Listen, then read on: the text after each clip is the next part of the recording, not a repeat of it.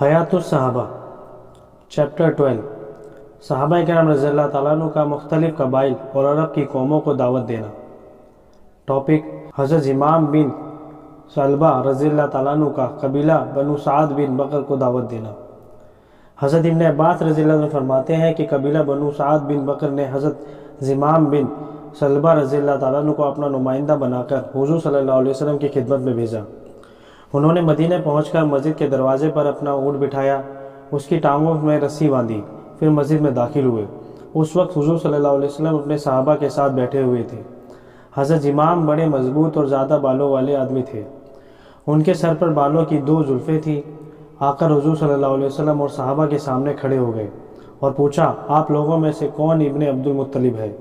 آپ نے فرمایا، میں ابن عبد المطلب ہوں۔ انہوں نے کہا، کیا آپ محمد ہیں؟ آپ نے فرمایا، جی ہاں۔ انہوں نے کہا، اے ابن عبد المطلب، میں آپ سے کچھ پوچھوں گا، اس پوچھنے میں ذرا سختی کروں گا، آپ ناراض نہ ہونا۔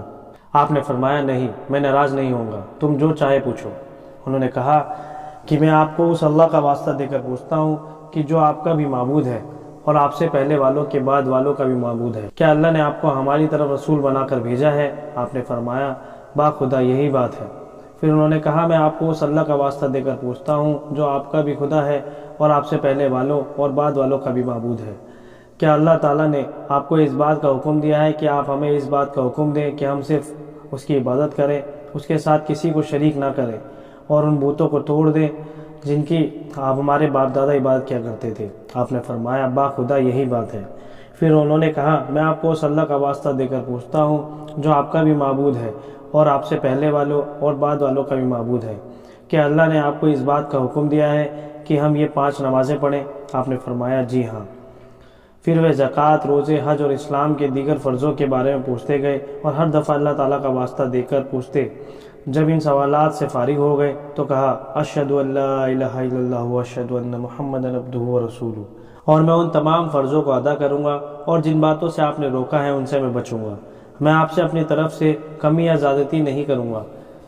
پھر اپنے اونٹ کی طرف واپس جانے کے لیے چل پڑے تو حضور صلی اللہ علیہ وسلم نے فرمایا، اگر اس 2 زلفوں والے آدمی نے سچ کہا تو یہ ضرور جنت میں داخل ہوگا۔ سو انہوں نے اپنے اونٹ کے پاس آ کر اس کی رسی کو کھولا اور واپس چل دیے۔ جب یہ اپنی قوم میں واپس پہنچے تو سب ان کے پاس جمع ہو گئے۔ سب سے پہلے انہوں نے یہ کہا کہ لات و عزا کا برا ہو۔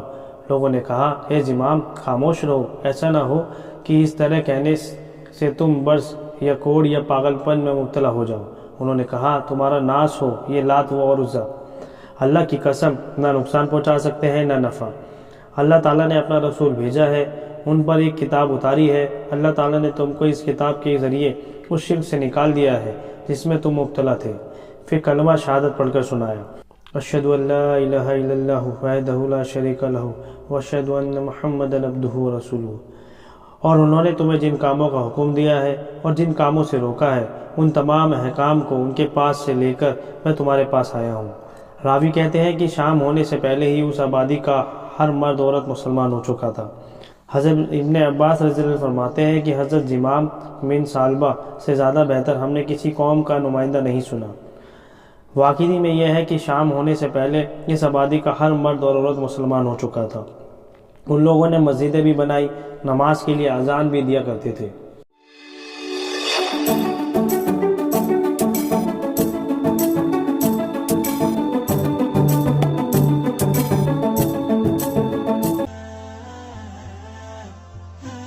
حیات الصحابہ ٹاپک: حضرت عمرو بن مرہ جہنی رضی اللہ تعالیٰ عنہ کا اپنی قوم کو دعوت دینا۔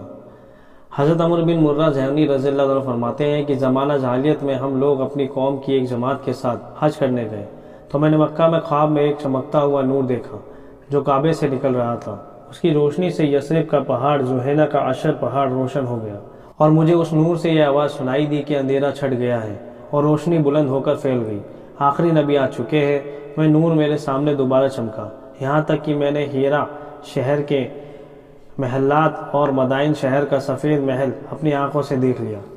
اس نور میں یہ آواز سنائی دی کہ اسلام کا ظہور ہو چکا، بت توڑ دیے جائیں اور رشتے جوڑ دیے جائیں۔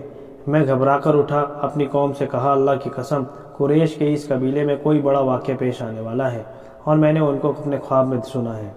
جب میں اپنے علاقے میں پہنچا تو وہاں یہ خبر پہنچی کہ احمد نامی ایک آدمی پیغمبر بنا کر بھیجے گئے ہیں۔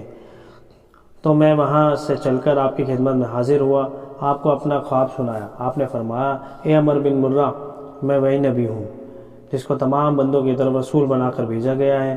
میں سب کو اسلام کی دعوت دیتا ہوں۔ میں ان کو اس بات کا حکم دیتا ہوں کہ خون کی حفاظت کرے، صلہ رحمی کرے، ایک اللہ کی عبادت کرے، بتوں کو چھوڑ دے، حج بیت اللہ کرے، 12 مہینوں میں سے رمضان کے 1 مہینے کے روزہ رکھے۔ جو میری بات مانے گا اسے جنت ملے گی، جو میری نافرمانی کرے گا وہ دوزخ کی آگ میں جلے گا۔ اے عمر، ایمان لے آؤ، اللہ تعالیٰ تمہیں جہنم کی ہولناکی سے آمن دے گا۔ میں نے کہا، میں اس بات کی گواہی دیتا ہوں کہ اللہ کے سوا کوئی معبود نہیں، آپ صلی اللہ علیہ وسلم اللہ کے رسول ہیں۔ آپ جو حلال اور حرام لے کر آئے ہیں میں اس سب پر ایمان لے کر آیا ہوں، حالانکہ یہ بات بہت سی قوموں کو بری لگے گی۔ پھر میں نے آپ کو یہ چند اشعار پڑھ کر سنائے جو میں نے آپ کے نبی ہونے کی خبر سن کر کہے تھے۔ ہمارا ایک بت تھا، میرے والد اس کی خادم تھے۔ میں نے کھڑے ہو کر اس بت کو توڑ دیا، پھر حضور صلی اللہ علیہ وسلم کی طرف چل دیا۔ میں یہ اشعار پڑھ رہا تھا، میں گواہی دیتا ہوں کہ اللہ تعالیٰ حق ہے، میں پتھروں سے بنے ہوئے بتوں کو سب سے پہلے چھوڑنے والا ہوں، اور میں نے اپنی پنڈلیوں سے انگلی کو اوپر چڑھا لیا اور میں عزت کرتا جا رہا ہوں۔ یا رسول اللہ، آپ تک پہنچنے کے لیے مشکل راستوں اور سخت زمینوں کو طے کر رہا ہوں۔ میں یہ ساری پریشانی اس لیے اٹھا رہا ہوں تاکہ میں اس ذات کی صحبت میں رہا کروں جو خود بھی لوگوں میں سب سے بہتر ہے اور ان کا خاندان بھی، جو اس اللہ کے رسول ہے جو تمام انسانوں کا بادشاہ اور آسمانوں کے اوپر ہے۔ حضور صلی اللہ علیہ وسلم نے اشعار سن کر کہا، شباب عمر بن مرہ۔ پھر میں نے کہا، میرے ماں باپ آپ پر قربان ہوں، آپ مجھے میری قوم کی طرف بھیج دیں، ہو سکتا ہے کہ اللہ تعالیٰ ان پر بھی میرے ذریعے سے فضل فرما دے جیسے آپ کے ذریعے سے مجھ پر فضل فرمایا۔ تو آپ نے مجھے بھیج دیا، یہ ہدایت دی کہ نرمی سے پیش آنا، صحیح اور سیدھی بات کہنا، سخت کلامی اور بد مزاجی سے پیش نہ آنا، تکبر و حسد نہ کرنا۔ میں اپنی قوم کے پاس آیا، میں نے کہا، اے بنی صرفا، بلکہ اے قبیلہ جوہینہ، میں تمہاری طرف اللہ کے رسول صلی اللہ علیہ وسلم کا قاصد ہوں۔ میں تمہیں اسلام کی دعوت دیتا ہوں اور میں تمہیں اس بات کا حکم دیتا ہوں کہ تم خون کی حفاظت کرو، صلہ رحمی کرو، ایک اللہ کی عبادت کرو، بتوں کو چھوڑ دو، بیت اللہ کا حج کرو، 12 مہینوں میں سے رمضان کے 1 مہینے کے روزے رکھو، اور جو مان لے گا اسے جنت ملے گی، اور جو نافرمانی کرے گا وہ دوزخ میں آگ میں جلے گا۔ اے قبیلہ جوہینہ، اللہ تعالیٰ نے تمہیں عربوں میں سے بہتر قبیلہ بنایا ہے۔ جو بری باتیں عرب کے دوسرے قبیلوں کو اچھی لگتی تھی، اللہ تعالیٰ نے زمانہ جاہلیت میں بھی تمہارے دلوں میں ان کی نفرت ڈالی ہوئی تھی، کیونکہ وہ دوسرے قبیلے 2 بہنوں سے اکٹھی شادی کر لیتے تھے اور جنگ کی حرمت والے مہینوں میں جنگ کر لیتے تھے اور اپنے باپ کی بیوی سے بعد میں نکاح کر لیتے تھے۔ بنی لوئی بن غالب، اللہ کے بھیجے ہوئے اس نبی کی بات مان لو، دنیا کی شرافت اور آخرت کی بزرگی ملے گی۔ حضرت عمر فرماتے ہیں کہ میری قوم میں سے کوئی میرے پاس نہ آیا، صرف ایک آدمی نے آ کر یہ کہا، اے عمر بن مرہ، اللہ تیری زندگی کو تلخ کرے، کیا تم ہمیں اس بات کا حکم دیتے ہو کہ ہم اپنے معبودوں کو توڑ دیں، ہم اپنا شیرازہ بکھیر دیں، ہم اپنے باپ دادا کے دین کی مخالفت کریں جو عمدہ، بلند اور اخلاق والے تھے؟ یہ تہامہ کا رہنے والا قریش ہمیں کس چیز کی دعوت دیتا ہے؟ نہ ہمیں اس سے محبت ہے، نہ ہم اس کی بزرگی تسلیم کرتے ہیں۔ پھر وہ خبیث یہ شعر نعوذ باللہ پڑھنے لگا۔ ابن مرہ ایسی بات لے کر آیا ہے جو اس آدمی کی بات نہیں ہو سکتی جو چاہتا ہے کہ حالات بہتر ہو جائیں۔ میں یہ سمجھتا ہوں کہ ابن مرہ کا قول اور عمل ایک نہ ایک دن ضرور گلے کا چچندر بن کر رہے گا، چاہے اس میں دیر کچھ لگ جائے۔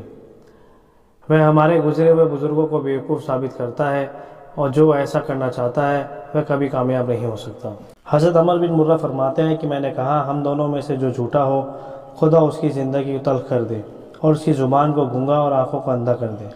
راوی کہتا ہے کہ اللہ کی قسم، مرنے سے پہلے ہی اس آدمی کے سارے دانت گر چکے تھے، وہ اندھا ہو چکا تھا اور اس کی عقل خراب ہو چکی تھی، اسے کسی کھانے میں ذائقہ محسوس نہیں ہوتا تھا۔ اس لیے حضرت عمر میں اپنی قوم کے مسلمانوں کو لے کر حضور صلی اللہ علیہ وسلم کی خدمت میں حاضر ہوئے۔ حضور صلی اللہ علیہ وسلم نے ان کا بڑا استقبال کیا، ان کو لمبی عمر کی دعا دی، ان کو ایک خط لکھ کر دیا جس کا مضمون یہ ہے، بسم اللہ الرحمن الرحیم، یہ اللہ عزیز کی جانب سے ان کے رسول کی زبانی خط، جو اس رسول سچے حق اور حق بتانے والی کتاب کو لے کر آئے۔ یہ خط عمر بن مرہ کے ہاتھ جوہینہ بن زید قبیلے کے نام بھیجا جا رہا ہے۔ سارا نیچے کا اور ہموار علاقہ اور وادیوں کے نیچے اور اوپر کا علاقہ سب تمہارا ہے۔ جہاں چاہو اپنے جانور چراؤ، اس کا پانی استعمال کرو، شرط یہ ہے کہ مال غنیمت کا 5واں حصہ دیتے رہو، 5 نمازیں پڑھتے رہو۔ بھیڑ بکریوں کے 2 ریوڑ اگر ایک جگہ جمع ہو جائیں، ان کی تعداد 120 سے زیادہ اور 200 سے کم ہو تو زکوٰۃ میں 2 بکریاں دی جائے گی، اور اگر الگ الگ ریوڑ ہو اور ہر ریوڑ میں 40 یا اس سے زیادہ بکریاں ہوں تو ہر ایک میں سے ایک بکری دی جائے گی۔ کھیتی باڑی کے کام آنے والے اور پانی نکالنے والے جانوروں پر زکوٰۃ نہیں ہے۔ اللہ تعالیٰ اور تمام حاضر مسلمان ہمارے اس معاہدے پر گواہ ہیں۔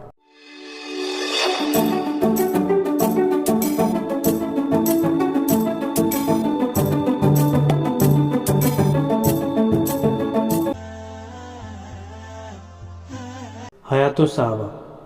ٹاپک: حضرت عروہ بن مسعود رضی اللہ تعالیٰ عنہ کا قبیلہ ثقیف کو دعوت دینا۔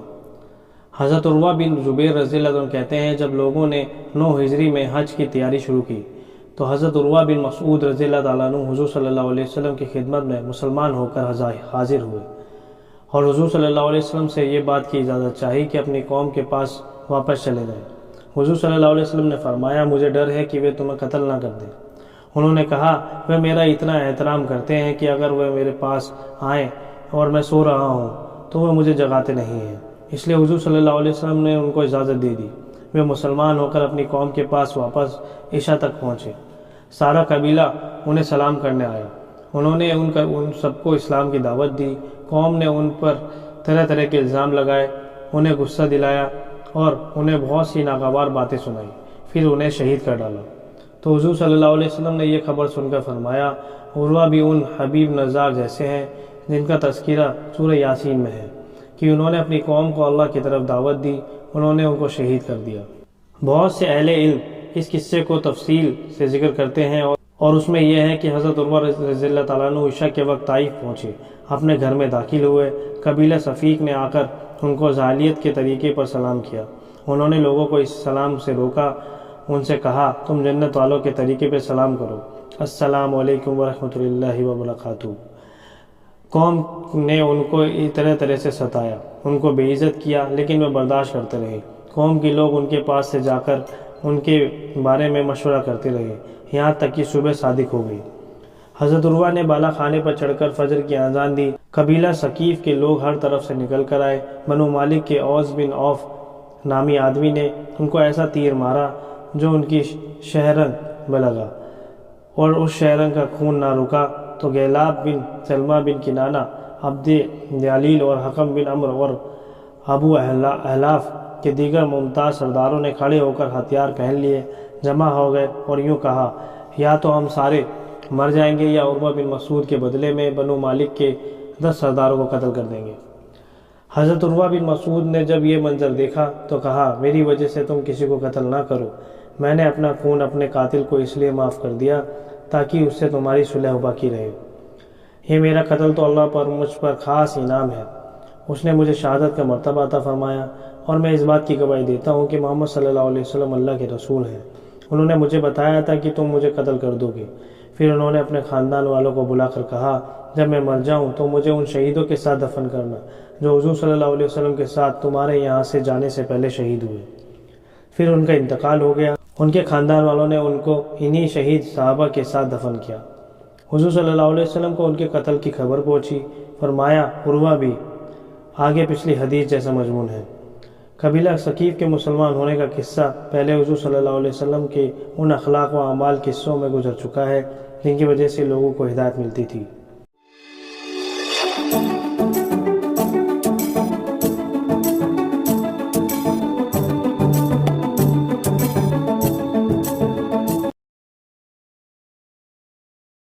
حیات الصحابہ۔ ٹاپک: حضرت طفیل بن عمر دوسی رضی اللہ تعالیٰ عنہ کا اپنی قوم کو دعوت دینا۔ محمد بن اسحاق کہتے ہیں کہ حضور صلی اللہ علیہ وسلم اپنی قوم کی طرف سے سخت رویہ دیکھنے کے باوجود ان کی بھلائی کی پوری کوشش کرتے رہے تھے۔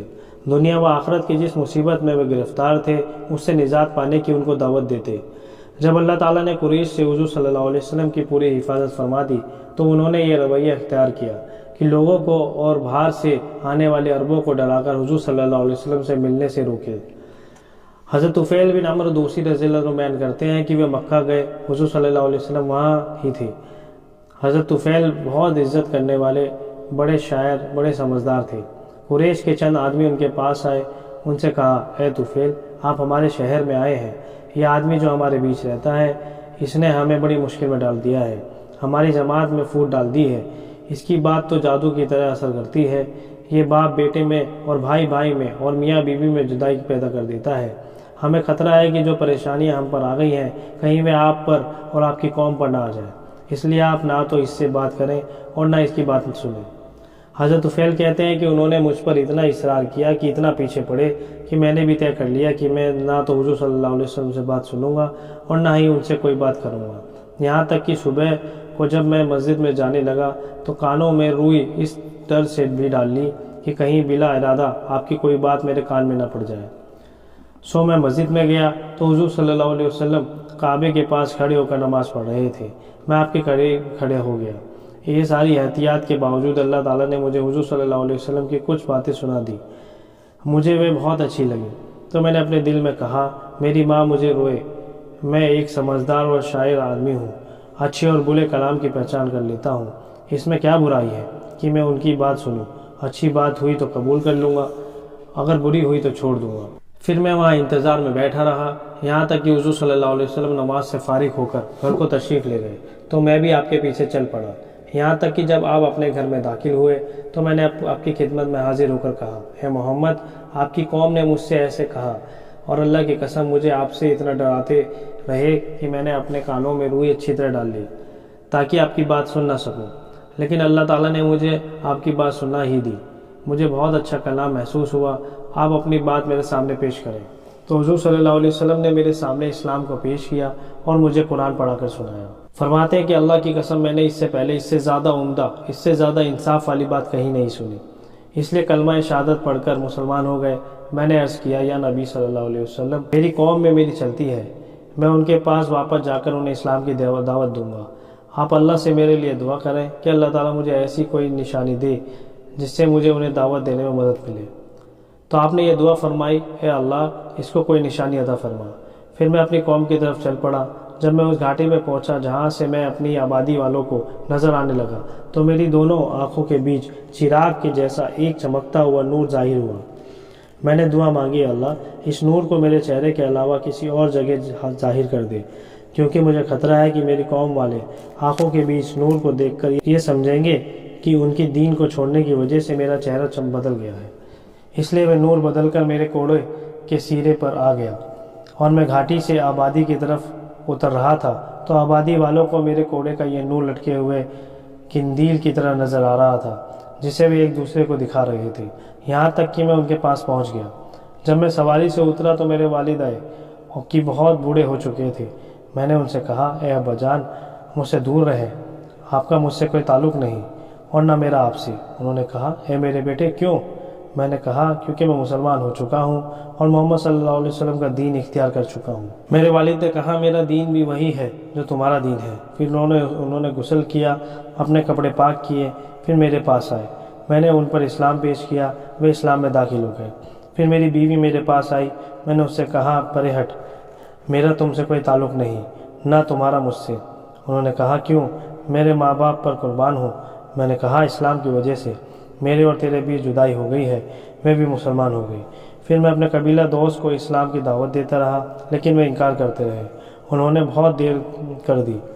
آخر میں نے حضور صلی اللہ علیہ وسلم کی خدمت میں مکہ حاضر ہو کر کہا، یا نبی صلی اللہ علیہ وسلم، قبیلہ دوست نے مجھے ہرا دیا، میں نے انہیں بہت دعوت دی لیکن وہ ایمان نہ لائے، آپ ان کے لیے بد دعا کر دیں۔ اپنے بجائے بد دعا کرنے کی ان کے لیے دعا فرمائی، اے اللہ دوست کو ہدایت دے دے، اور مجھے فرمایا اپنی قوم میں واپس جاؤ، ان کو دعوت دیتے رہو لیکن ان کے ساتھ نرمی سے پیش آؤ۔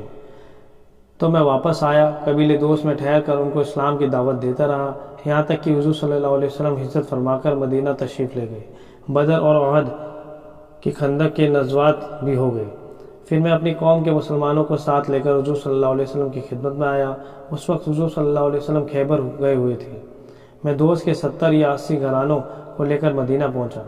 حضرت ابن عباس رضی اللہ تعالیٰ عنہ حضرت طفیل بن عمر رضی اللہ تعالیٰ عنہ کے اسلام لانے اور ان کے والد اور بیوی اور اپنی قوم کو دعوت دینے اور ان کو مکہ آنے کے قصے کو تفصیل سے ذکر کرتے ہیں۔ اس میں یہ اضافہ بھی ہے کہ ان کو حضور صلی اللہ علیہ وسلم نے ذوالکفین بت کے جلانے کے لیے بھیجا تھا۔ یہ یمامہ بھی گئے تھے۔ اس بارے میں انہوں نے خواب بھی دیکھا تھا۔ جنگ یمامہ میں یہ شہید ہو گئے تھے۔ اصحابہ کے ابو الفرج اصبہانی کے واسطے سے ابن قلبی کی یہ روایت ہے کہ حضرت طفیل جب مکہ آئے تو ان سے قریش کے کچھ لوگوں نے حضور صلی اللہ علیہ وسلم کی دعوت کا تذکرہ کیا۔ ان سے یہ بھی کہا کہ حضور صلی اللہ علیہ وسلم کا امتحان لے کر دیکھیں، تو انہوں نے حضور صلی اللہ علیہ وسلم کے پاس جا کر اپنے شعر پڑھ کر سنائے۔ حضور نے سورۃ اخلاص اور معوذتین پڑھ کر سنائی۔ یہ فوراً مسلمان ہو گئے، اپنی قوم کے پاس واپس چلے گئے۔ پھر کوڑے میں نور کے ظاہر ہونے کا قصہ بھی ذکر کیا۔ انہوں نے اپنے والدین کو دعوت دی۔ والد تو مسلمان ہو گئے لیکن والدہ نہ ہوئی۔ انہوں نے اپنی قوم کو دعوت دی، جن میں سے صرف حضرت ابو ہریرہ رضی اللہ تعالیٰ نے ان کی دعوت کو قبول کیا۔ اس کے بعد انہیں حضور صلی اللہ علیہ وسلم کی خدمت میں حاضر ہو کر عرض کیا کہ آپ چاہتے ہیں کہ آپ کو دوست کی زمین مل جائے جو کہ مضبوط اور محفوظ قلعہ ہے، یعنی حملہ کر کے اس پر قبضہ کر لیں یا ان کے لیے بد دعا کریں۔ لیکن حضور صلی اللہ علیہ وسلم نے دوست کی ہدایت کی دعا فرمائی۔ حضرت طفیل نے حضور صلی اللہ علیہ وسلم سے کہا تو میں ان کو ہدایت کی یہ دعا نہیں چاہتا تھا۔ حضور صلی اللہ علیہ وسلم نے فرمایا ان میں تیرے جیسے بہت سارے ہیں۔ راوی کہتے ہیں کہ حضرت جندل بن عمر بن حمہ بن عوف دوست رضی اللہ تعالیٰ عنہ زمانہ جہالت میں یہ کہا کرتے تھے کہ اس مخلوق کا کوئی نہ کوئی خالق ضرور ہے، لیکن وہ کون ہے یہ میں نہیں جانتا۔ جب انہوں نے حضور صلی اللہ علیہ وسلم کی بڑی خبر سنی تو اپنی قوم کے 75 آدمیوں کو لے کر چل دیے اور حضور صلی اللہ علیہ وسلم کی خدمت میں حاضر ہو کر خود بھی مسلمان ہوئے، ان کے ساتھی بھی مسلمان ہوئے۔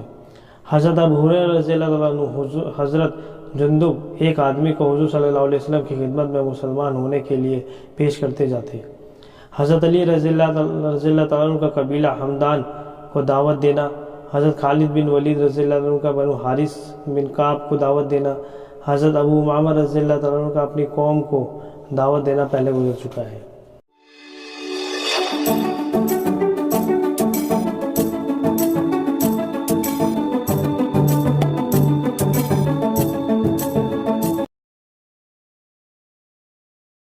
حیات الصحابہ۔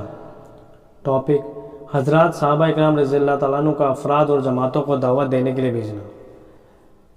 حضرت ہشام بن عاص اموی رضی اللہ تعالیٰ عنہ فرماتے ہیں کہ مجھے ایک اور آدمی کو روم کے بادشاہ ہرقل کے پاس اسلام کی دعوت دینے کے لیے بھیجا گیا، یہاں تک کہ ہم غوطہ یعنی دمشق پہنچے۔ جبلہ بن اہم غسانی کے پاس ہمارا قیام ہوا۔ پھر ہم اس کے پاس گئے تو وہ اپنے تخت پر بیٹھا ہوا تھا۔ اس نے اپنا قاصد ہمارے پاس بھیجا تاکہ ہم اس قاصد سے بات کریں۔ ہم نے کہا اللہ کی قسم ہم کسی قاصد سے بات نہیں کریں گے، ہمیں تو بادشاہ کے پاس بھیجا گیا ہے، اگر وہ ہمیں اجازت دے تو ہم اس سے بات کریں گے، ورنہ ہم قاصد سے بات نہیں کریں گے۔ تو قاصد نے واپس جا کر ان کو یہ بتایا تو اس نے ہمیں اپنے پاس آنے کی اجازت دی، تو ہم اس کے پاس گئے۔ اس نے کہا کہو کیا کہنا چاہتے ہو؟ تو حضرت ہشام بن عاص نے ان سے بات چیت شروع کی اور انہیں اسلام کی دعوت دی۔ وہ کالے کپڑے پہنے ہوا تھا۔ حضرت ہشام نے اس سے پوچھا یہ کالے کپڑے کیوں پہن رکھے ہیں؟ اس نے کہا یہ کالے کپڑے پہن کر میں نے قسم کھائی ہے کہ جب تک تمہیں شام سے نہ نکال دوں ان کو نہ اتاروں گا۔ ہم نے کہا اللہ کی قسم تمہارا یہ دربار جہاں تم بیٹھے ہوئے ہو یہ بھی ہم تم سے ضرور لے لیں گے، اور انشاءاللہ تمہارے بڑے بادشاہ ہرقل کا ملک روم بھی ضرور لے لیں گے، کیونکہ ہمیں اس کی خبر ہمارے نبی محمد صلی اللہ علیہ وسلم نے دی ہے۔ اس نے کہا تم وہ لوگ نہیں ہو جو یہ فتح کریں گے، بلکہ یہ تو وہ لوگ ہوں گے جو دن کے روزے رکھیں گے اور رات کو عبادت کریں گے۔ آگے لمبی حدیث ہے جیسے تائیدات غیبیات کے باب میں آئے گی۔ حضرت موسیٰ بن عقبہ رضی اللہ تعالیٰ عنہ فرماتے ہیں کہ حضرت ہشام بن عاص رضی اللہ تعالیٰ عنہ اور حضرت نعیم بن عبداللہ اور ایک اور صحابی رضی اللہ تعالیٰ عنہ جن کا نام راوی نے ذکر کیا تھا، یہ تینوں حضرت ابو بکر رضی اللہ عنہ کے زمانہ خلافت میں شاہ روم کے پاس بھیجے گئے۔ فرماتے ہیں کہ ہم جبلہ بن اہم کے پاس گئے، وہ غوطے میں تھا، اس نے کالے کپڑے پہن رکھے تھے، ان کے چاروں طرف ہر چیز کالی تھی۔ اس نے کہا ہے ہشام بات کرو، تو حضرت ہشام نے اس سے بات کی اور اسے اللہ کی دعوت دی۔ اس کے بعد کی تفصیل انشاءاللہ آگے آئے گی۔